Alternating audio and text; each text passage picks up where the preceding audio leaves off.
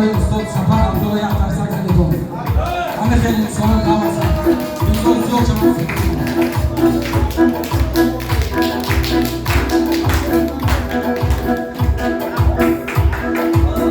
شباب رفت و خزان آمد و بهار گذشت در عمر عزیزم در انتظار گذشت در عمر عزیزم در انتظار گذشت و حیرتم که چسان رفت لحظه پیر شدم قطار فصل نشادم چی ناگوار گذشت قطار فصل نشادم چی ناگوار